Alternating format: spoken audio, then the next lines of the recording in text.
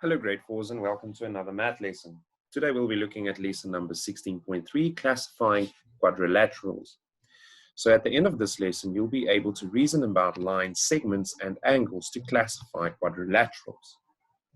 So let's look at the first question.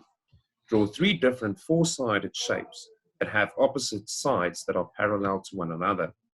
So let's start.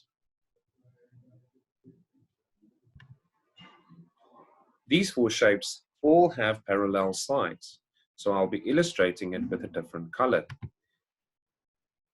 These two sides are parallel to one another, and these two sides are parallel to one another.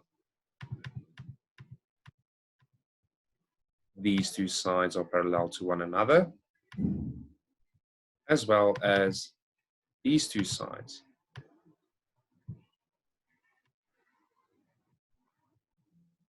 And the last shape, these two sides are parallel to one another, but this side and that side is not parallel to one another. They run in opposite directions. Let's take a look at this short video to know how to classify. Check this out! These bushes. Someone cut them so that they're all four-sided figures. That is far out.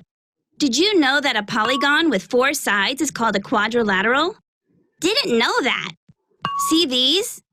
Rectangle and square. Yep, rectangles have four right angles. So they're both rectangles? Yes, they're both quadrilaterals and rectangles. But this can also be called a square. Squares have four right angles and all the sides are the same length. This time I'm going to give you a definition and you show me the correct polygons. Okay, ready. A parallelogram has opposite sides parallel. Opposite sides parallel. This one, this one, this one, and this one. You got it. Some of these polygons have a lot of names. A rhombus has opposite sides parallel and all sides the same length. Let's see.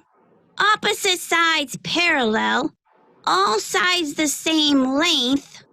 Oh, that can be this one and this one. Yep. So this one can be called a quadrilateral, parallelogram, rectangle, rhombus, and a square? Yeah. Some polygons have only one name, but others can have many names. A trapezoid has only one pair of parallel sides. That would be this one. Yes, indeed. That is a trapezoid. So many different names.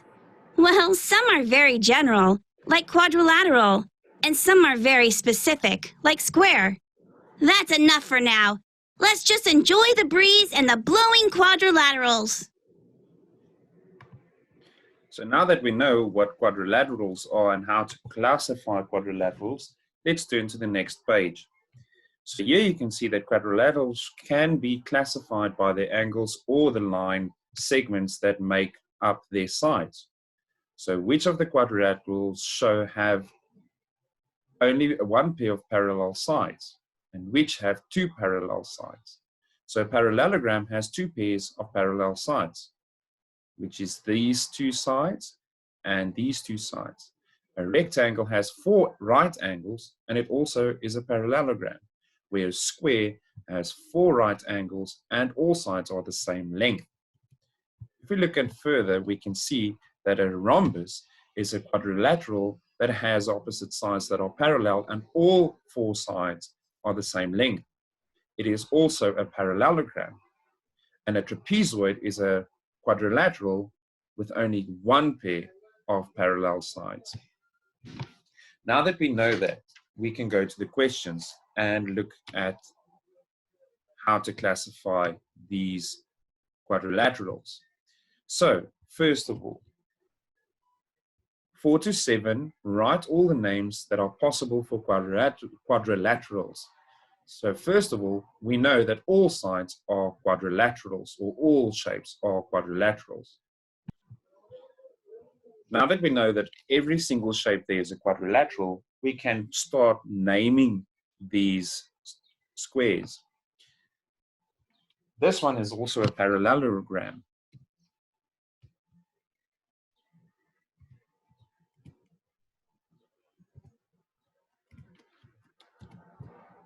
And also a rectangle.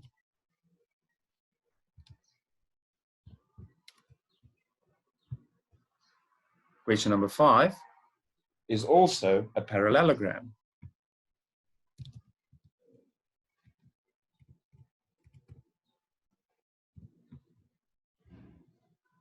Now, question 6 is a bit different. It has a lot of names. It is a quadrilateral, a parallelogram,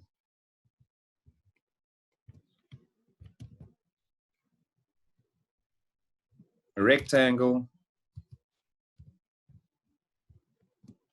a square,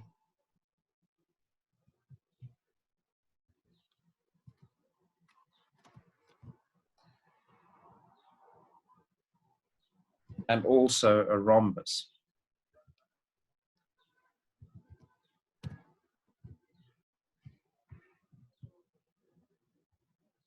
But question number 7, because this is a quadrilateral, it has 4 sides and 4 angles, but none of the sides are equal to one another, and none of the sides are parallel to one another. So we can't name that another name.